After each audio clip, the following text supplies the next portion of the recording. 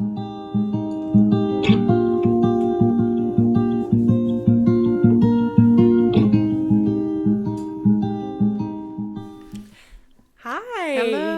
Hello. Welcome to Surviving on Wine and Cuss Words. My name is Emily. And I'm Charlotte. And quick trigger warning before we get started for discussions of childhood sexual abuse, physical abuse, verbal abuse, and emotional abuse. Yep. Well, it was a crazy afternoon because we thought we were going to have we've changed up a little bit because a listener had suggested that it would be informative to talk to Alex, Emily's brother, and see some of the things from his perspective. And we had him scheduled to come meet with us on a Zoom and record, and he ended up snowboarding too long. Yeah. So he missed his time. So we have another great topic for you today, and then hopefully we'll be able to get him in for an interview soon. For sure. Did you have a pretty good week? You know, I had a good week. You're tired. I am tired. I'm really tired. I'm always tired. Yes. You know, we're a little understaffed at work. Mm-hmm. So it's tough out there. It's making that biomolecular chemical engineering degree look a lot better. I know. I kind of miss my cushy desk job now, but you know, I do like what I do. I do enjoy, and I get a lot of time off that I didn't get with like a 9 to 5, and so Which is nice. I do appreciate that. But yes, I am so tired right now. I think we both are, but we're struggling through. We'll be okay. Today we're discussing a topic that's really close to my heart and was really super heavily involved in my healing, and that was anger, and just the general topic of anger as a like a child sexual abuse survivor.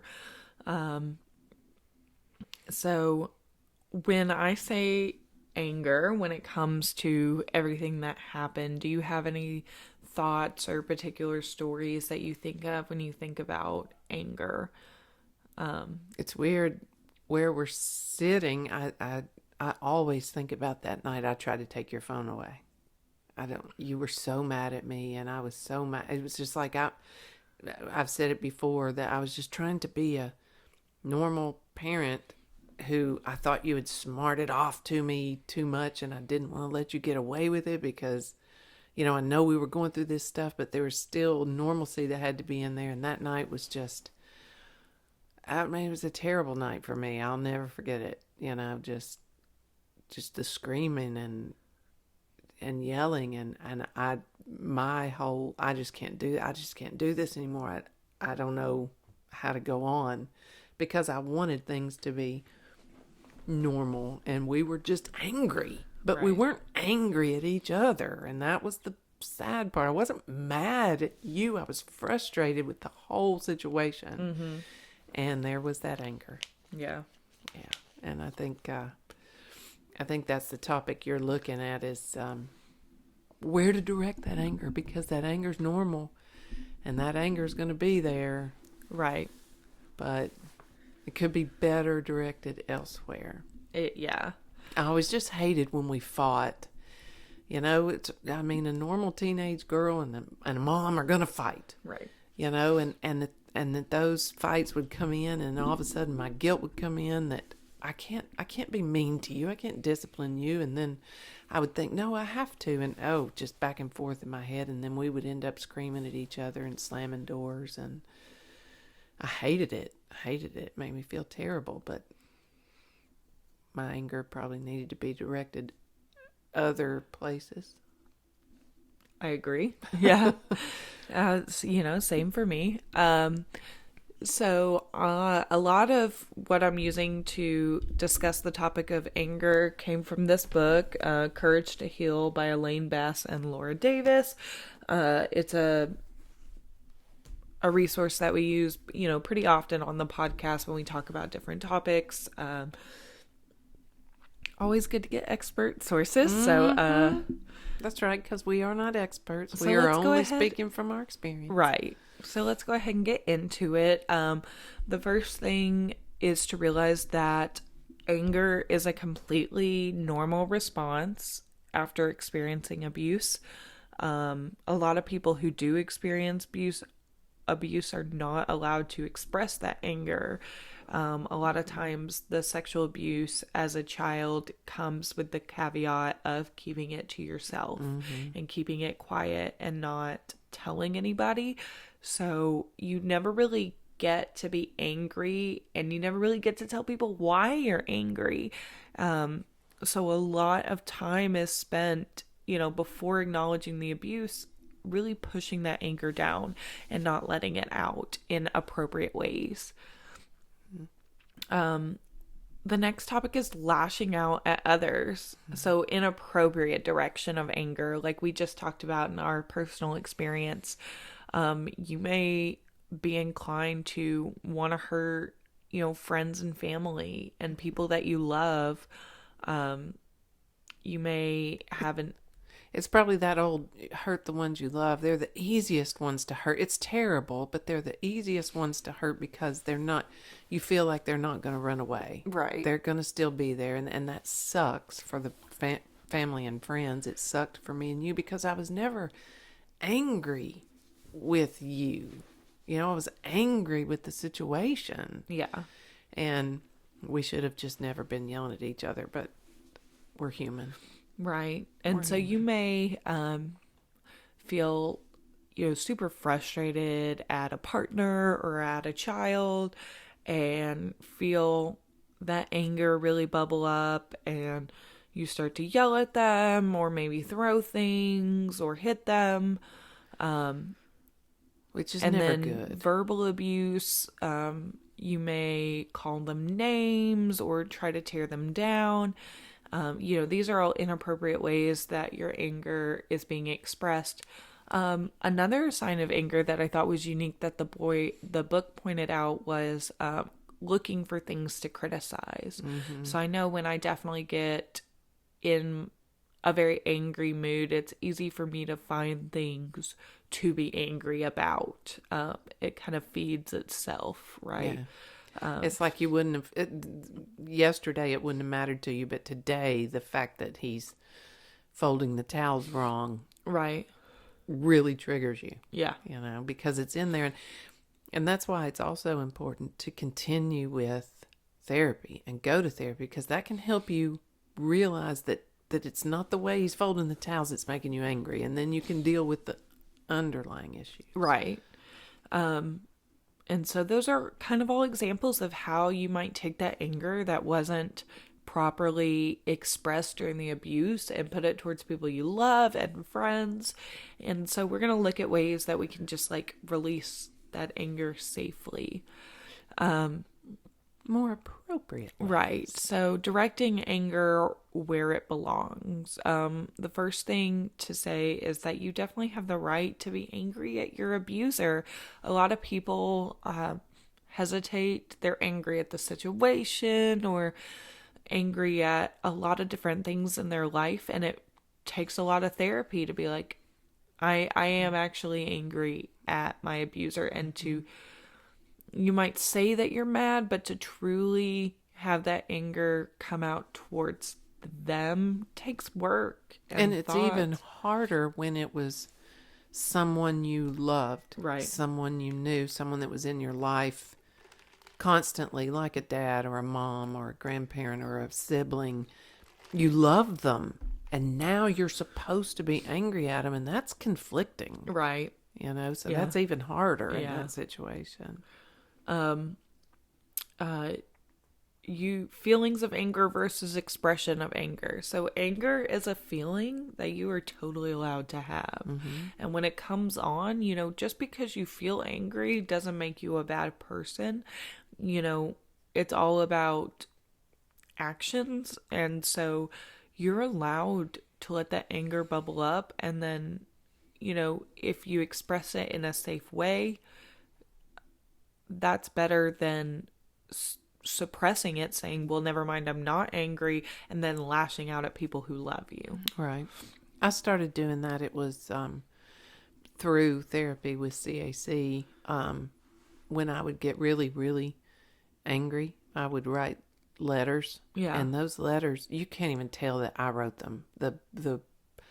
The chicken scratch is so bad because I was so mad, and there were a lot of curse words and fuck you and how dare you, and never send them because I don't want to give him the satisfaction of knowing that I was Yeah, of course not. Yeah. at that point, that I was angry. Right. Now I don't care. It just doesn't matter. But, Right. And never send them. That was something that, Yeah, and we'll talk I had about been- that. Mm-hmm. And then another thing, directing your anger where it belongs, you can give yourself permission to visualize revenge.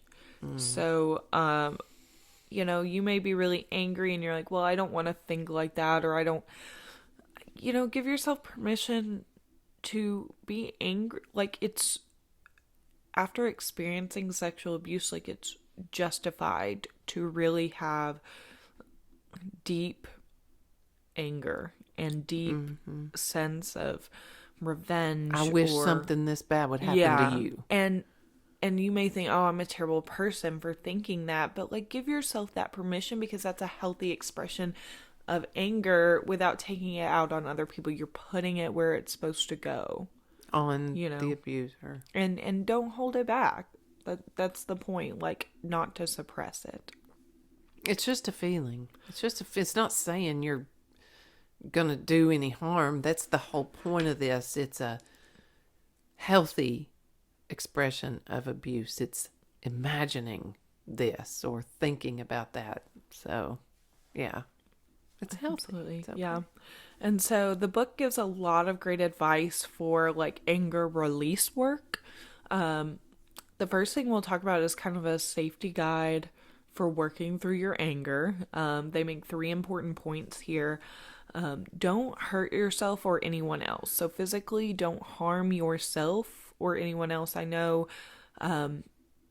when I was in kind of the throes of my abuse, I was just so angry at the world. I was angry at everyone that I actually did hurt myself. I cut myself, and it's just not. It's not healthy. Yeah, it's just It's not healthy, and it doesn't matter what the reason is. Because you shouldn't if you hurt yourself, because you're not the problem. Right. That's what I mean. Anyone for any reason who cuts, that's not the problem. There's something underneath. So Right. You're not the problem. Period. There's something else, and in this situation, it was you being angry at a situation that you couldn't say anything about. Right. And then of course you don't want to hurt anyone else as well. Right. Don't destroy property that you haven't designated for anger release. So when you're angry, don't hurt your stuff. This is something that I think I have a little bit of a problem with, be so angry that you throw your phone or throw whatever. Like, you just get overwhelmed, and you might want to do that in that moment. But at the end of the day, it's going back to like, don't hurt yourself. Don't destroy your stuff because you're mad about being abused or not being protected as a child, because you're just going back to, at the end of the day, that anger just comes back and hurts you.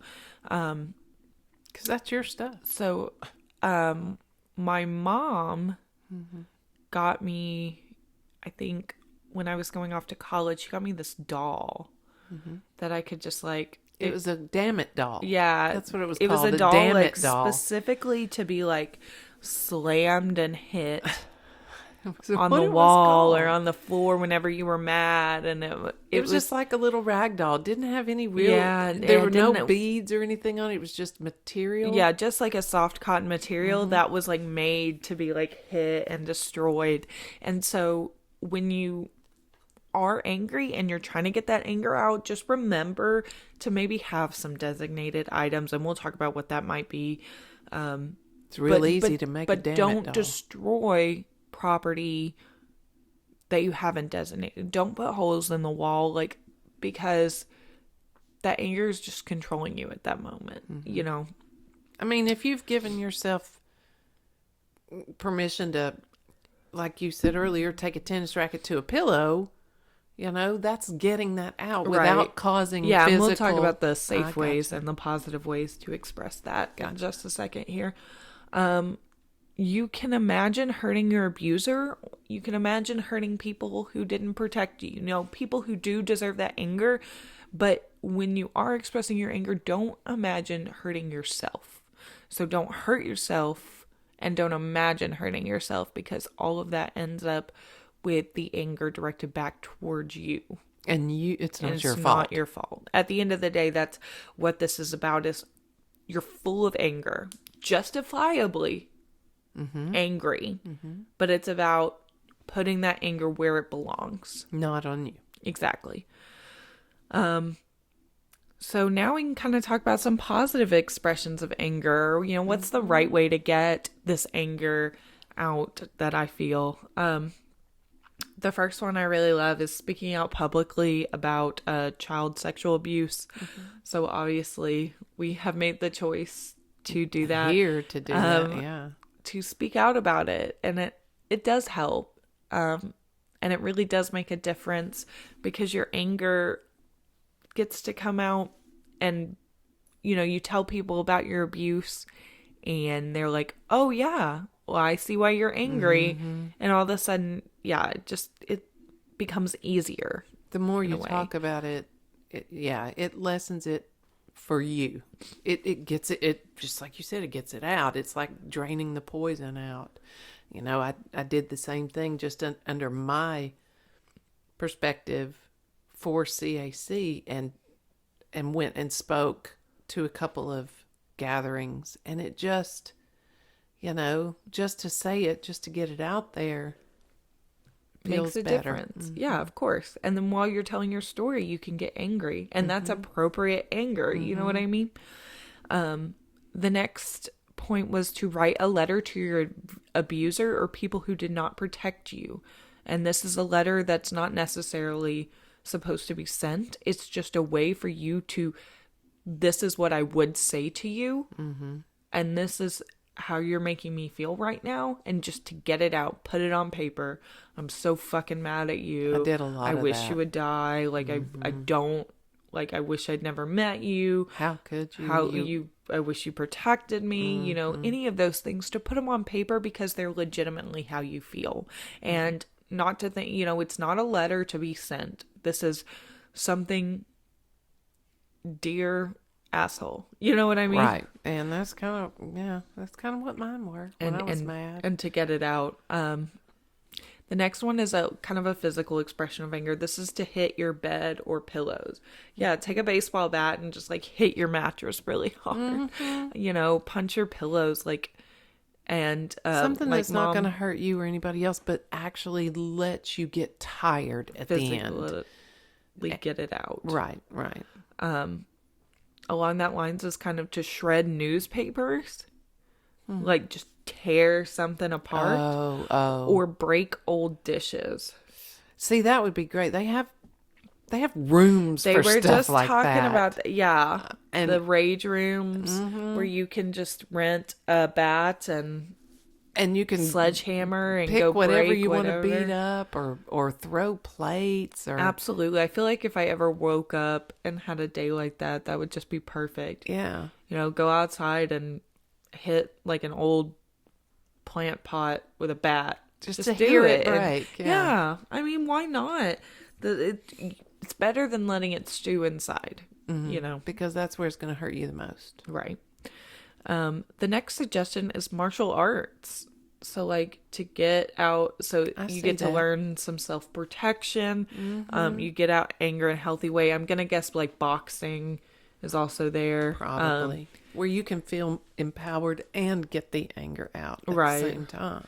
See, I kind of just do that in the gym in general. Punching bags and stuff. I bet that. Yeah. On your even on the treadmill or the elliptical. I mean, it's like you're stepping on your face. Yeah, you're winning this personal battle by doing this intense workout. I do a lot of times. If me and my fiance, I'm sorry, I'm stiffed. If me and my fiance get into an argument, I'll be like, I'm going to the gym. And that's how I get my anger out, is very physical. I'm a very like physical expression of anger. So I will just go like walk on the treadmill, and maybe I'll be angry. So I'll walk a little faster than I usually do. And But that's healthy and safe. absolutely it is. That's so much better than me sitting there continuing to argue with him, possibly getting verbally abusive, saying things that I don't mean, and then possibly escalating to physical abuse. If I leave, I go to the gym, I work out for an hour, I come back, I'm completely different. That anger's gone. Right. I mean, it really is. You're At least for me, I found I'm a very physical person when it comes to expressing my anger. Really hard to be angry when you're exhausted. That's true too. It takes so much energy to be angry and tense when you're exhausted from working out. It's the actual words of anger where you could actually sit down and talk to somebody you were mad at, because you're not so tense, Yeah. So yeah, that's absolutely getting that out in a physical way. The next one says scream, go to a place that you can scream. And if you're not in a place that you can scream loudly, grab a pillow and scream into it. And these things some of them sound so elementary, but they work. They really, really work. And you should try it in your car. Yeah, I like it to helps a scream lot in the car. I scream in the car a lot, mostly because of red lights that continue to turn red even at 4:30 in the morning when no one is around. But yes, screaming gets it out. Yeah, that's my go-to when I'm leaving work. And sometimes you might think to yourself, oh, I'm like a grown-ass woman screaming in my car right now. But it's just better to get it out. You're not screaming at anybody else. Right, you're not screaming at how yourself. Frustrating everything was that night. Yeah, absolutely. Definitely. So that's always a great option. Love that one. That one's on my list. Oh, it's a daily for me. And don't forget, as we're going through this, that it's okay to be angry, and that okay is a normal response, or anger is a normal response. It's okay to feel angry. You just need to express it in a good way. Absolutely. The next suggestion is to organize a survivor's march, which I guess you can do, turn that anger into activism, absolutely. I mean, I thought about that, how much energy it takes to organize something like that and get people together and get the right people there, get the news there, get the signs made. Yeah. You put all that energy into this, and then these hundreds or thousands of people show up, and you make a stand, and you make a movement, and then all of a sudden you're proud of what you've done. Yeah. Yeah, it transfers it from anger to pride, know? Anger to progress. Doing something right, yeah. Doing something good and positive. Another suggestion this is kind of along with the physical, is just to like dance, dance when you're angry. Like, it goes along with that movie that you made fun of me for watching yesterday. You said I was weird. This little kid talked about being angry and having a bad day because the girl walked in on him and he was doing this dancing to metal music and banging his head. She's like, "What are you doing?" And he said, "I had a bad day." Well, why are you doing that? Because it makes me feel good. And that's exactly what he was doing. Yeah, listen to some like punk, listen to some heavy metal, and just bash your head, like scream, dance. It doesn't have to be in rhythm. It just has to move. Yeah. Obviously that's kind of the thought process behind mosh pits. Mm-hmm, yeah. So angry. They're angry. It's angry metal. But it's like the right way to get it out. This is a group of consenting adults who are all like, ready to bang into each other. Yeah, I mean that's it. You can do it alone in your room and just bang your head and swing your arms. Go to a metal concert and get in a mosh pit. There you go. Yeah, I mean, consenting adults right there. Absolutely. And then the last suggestion says to work to change laws that protect abusers. I thought about that. With you. Yes. I kept thinking there's this right to a speedy trial, the defendant's right to a speedy trial the whole time during the court process. Where is our right to a speedy trial? Yeah. Our right to it. There's got to be something in there where you can just stop making motion after motion after motion and delaying it and putting it off and putting it off and making it a hassle in people's lives. Where is your right to a speedy trial? Why has it got to be the defendant's right? Why can't, Yeah. I don't know. I didn't know how to go about that, but that was always in my mind, like Emily's Law, your right to a speedy trial too. Yeah. And that's all they suggested in the book? Yeah. Well, I have a suggestion. Yeah. I have a suggestion because I am very thing-oriented, memo-oriented, like the little kangaroo you gave me. Things, mean things, the little... Memento-oriented, I was thank like, you. memo-oriented. Memento-oriented, like the little Ty, the Beanie Baby Yeah. that sits next to my bed. And you were the same way one day, telling me there were things that just kept reminding you of your dad. Yeah. Just, this reminds me of him. And you showed me this bottle of pills, Prozac or something, because it was an antidepressant at the time that you probably only needed because of what was going on. Right. And you were like, it sucks. This reminds me of him. He's the reason that I had to start taking these. Yeah. And there were other things. And I don't know if it was Rebecca, the therapist, telling me, Yeah. or Rebecca telling you, and then you telling me. But the idea to bottle something, take these mementos that remind you of bad things, that make you angry. And, I'll just go ahead and say it, like my first marriage, I burned all the pictures in a barbecue pit. Yeah.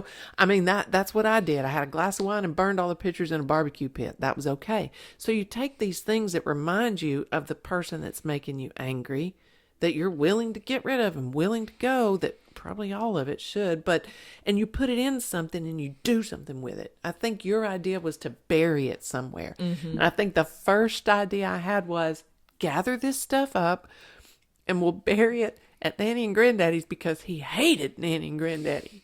Well, he didn't hate them. I don't know why I even said that. It was just like there was always an eye roll if we were going up there. Yeah. He would never want to spend the rest of his... So anyway, these things that reminded you of him, we settled on a plan. And this is for me, this grandstanding memento things. So I got Emily a glass bottle, and she was to fill it with things that reminded her of him and bad times, things she wanted to forget. Yeah. What else was in there? There was a ring in there that he had bought me. It wasn't y'all's engagement ring. It was a ring that he specifically bought me, that it was the heart with the hands. The Clawdaw ring. So I forget what that's called, but I remember it was such a point of contention because the way that you wore it was supposed to like signify if you were single or together. And sometimes I'd put it on wrong and he'd be like, "Do you have a boyfriend or something?" And like, talk about anger. The ring. I remember the pills. And so I was so excited to like stuff that thing in the bottle and never wear it again. Goodness. Yeah. The pills, which probably should have kept and kept taking. Well, no. I mean, take your meds. Always take your meds. But let's get a new prescription. Yes. Yes, I agree. But Be reevaluated. She filled that bottle, and I said, we are going to grab Nanny next weekend, and we are going to go to the end of the earth. We are going to go to the beach. We're going to Florida. Drive to the beach. We didn't drive to the beach. I told Nanny we were driving to the beach. She said, we ain't driving to the beach. We're flying to the beach. So we got on a plane and we went to Florida, and we rented a boat. We chartered. We didn't rent shit. We chartered a boat with a sailor to take us. Yeah, my mom just ran up to this dude and was like, "Could you take us out a couple miles?" It wasn't quite that way. We were at the marina trying to figure out how to charter a boat for less than $1,000. Right. And this guy, tanned, And I mean tan like he'd been in the sun a long time. He'd been in the tanned. sun He'd for been 40 in the years. sun for 40 years, yeah.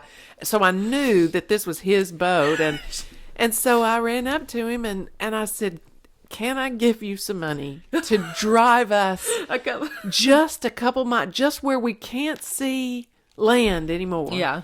So that she can chunk this bottle out in the ocean.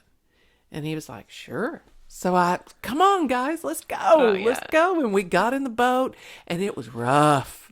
I've got the video, and the video is just up and down on those waves because it was a small boat. It wasn't a huge boat. It wasn't a big fishing boat. And we were up and down, and we went, and we went, and we went. And we looked around, and we were like, "This seems good. Stop. You can stop now." And so he stopped, and Emily stood on the bow of the boat and gave a speech about how he can't hurt her anymore, he doesn't control her anymore, and she's done. It's over. And then I hear Nanny in that video saying, "Okay, that's awesome. Chunk it." And that's what she told you to do, and you threw it, and that was it. It was a feeling. Went under the water. Yeah. There was a great feeling. I've got pictures and video of you on the way back from throwing it, and you look so healthy. And so you've got your sunglasses on and that blonde hair and you're just relaxed looking. Yeah. So things like that. I mean, not everybody's going to run off to the beach and charter a boat or go up to a stranger and ask them to take them out in a boat just so they can sink a bottle in the ocean. But something of significance, something that you make a memorial, kind of like dying, like I'm taking this part of my life and I'm burying it. I'm throwing it away. And it's very cleansing sometimes. It can be, depending on your love language, Some people are like me, and it was a great trip, and we got rid of that stuff, and I think that's a great way to take anger. Bury it. Send it away. And about ripping newspapers, I remember Alex, my little brother, woke up and felt particularly angry one day, and it was just me and him at the house. It was before we even moved here. And I was like, "You have all these pictures of you and Dad in your room." And we sat there and we tore them up one by one. And I took pictures of them the whole time. Well, we just tore them up and threw them in the trash one at a time. I mean, because that's what, I mean, if that's what's going to work for you, we don't take too many physical pictures anymore. Right. But we did back in the day. Yeah. And you're not going to find one single picture of him in this house, because I did the same thing. Right. It's a very triggering, Yeah, and it's very cathartic memory. To be like, you're no longer in my important photos anymore. Right. Yeah. I've got my important photos, and it doesn't include you. Yeah, which is kind of what I did with my first husband, except I put some lighter fluid on it and set him on fire. Right. So that was in a barbecue. That wasn't even a fire on the side of the road or in the yard. That was in a barbecue. So I was very safe about it. Right. So you can be very safe about these momentous things that you're doing or that you're getting rid of, and you can feel happy about it, and that can be the day of celebration. That can be the rebirth or whatever you want to call it, because those things really do help moving forward. I remember it was after my dad had gone to jail. I don't think he was in prison yet, but we went to his house. Mm-hmm. It had taken us years to be able to get back into the house because of the restraining order went both ways. We weren't allowed on his property, and then one cop said we were, and then it was just a back and forth. And then finally they were like, "Okay, you can go in there," because, obviously half my stuff was over at my dad's house. Right. And so I was just so angry while I was there. Like, so much anger was like building from being there again, and everything was there that I had left years before, and I just took a big marker and I wrote like "fuck this place" on the wall outside or something. I would have wanted to. I didn't want to go in. I was just busy watching the doors because the only thing I cared about when we went over there was that we had a police escort and no one came in to confront us. Right. So I was busy watching the doors. I didn't watch what y'all did. And yeah, I mean, that's a whole nother subject. But, you think about his family, like we talked about you cutting them out last time. Well, that's how much his family went to help him. We showed up there a couple months, 3 months, 4 months after he was arrested to go through this, and power's cut off, all the food's spoiled, rotten in the refrigerator. Yeah. Nothing had been done there. And this house is about to go into foreclosure, but his family doesn't step in to even clean or, live there. They take his stuff. They take the stuff and go, And I remember, I've got this feeling, Alex wanted to go in the attic to get some baseball cards. Well, they had put our stuff up in the attic. Okay. Because someone had lived there. Okay. So some of our stuff was up there, yeah. And, he got some baseball cards and some comics, which didn't amount to much of anything, but I seem to remember you, like, seeing things that might have been yours, but then maybe they were dirty, or maybe, it's like, I've lived without this for 4 months or 5 months or 6 months, however long it took us to get in that house.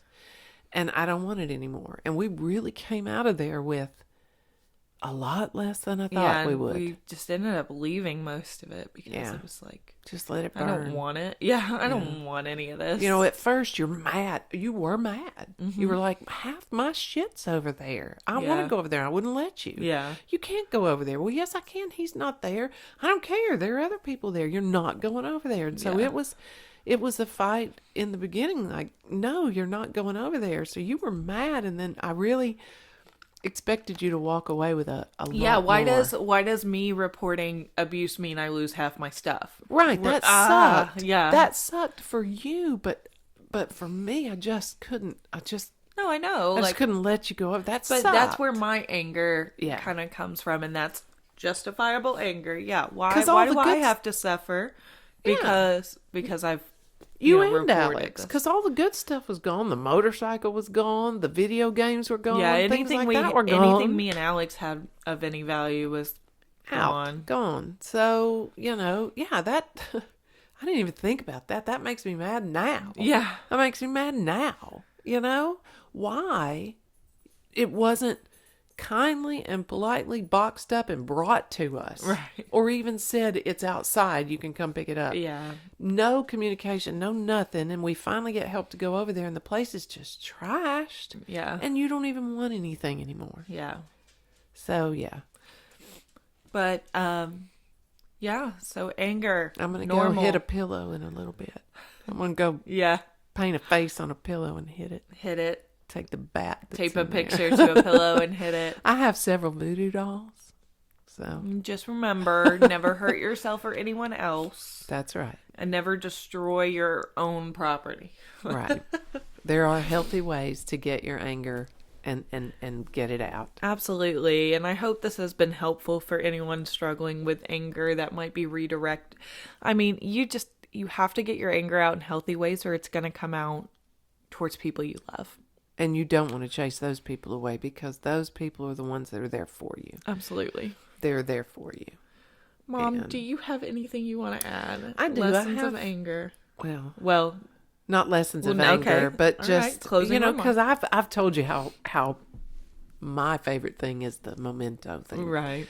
The closing remarks I would have were, I forgot to mention at the beginning that we did add 6 more corks to the wall. 6 more stories came in. And I had an idea that I never spoke out loud, but a listener sent me an email with the same idea. So I thought, if 2 people had this idea, it can't be that bad. Yeah.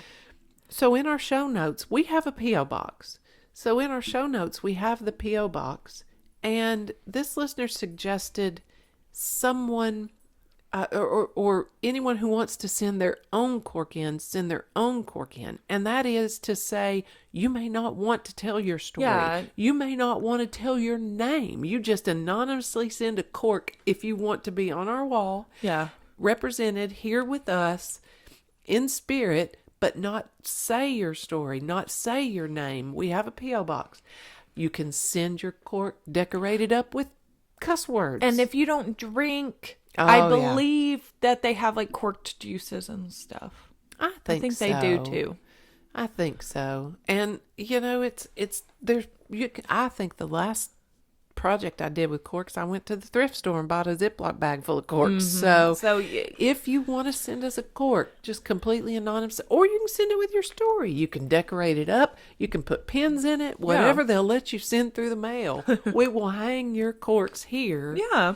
For you, an individual person. We'll read it if you want us to read it. We won't. It'll be your cork right now. Yeah, These are you all can paint represented. it so you can see it. It would be yours. Yeah. And I offer that up, particularly to the people who aren't ready to tell, but want to feel like they're right here. Represented. We hope that you Absolutely. already feel like you're right here, but we want your numbers to be represented as well. Yeah. So I wanted to mention that. So we'll be sure and put the P.O. box back in the notes. Yes.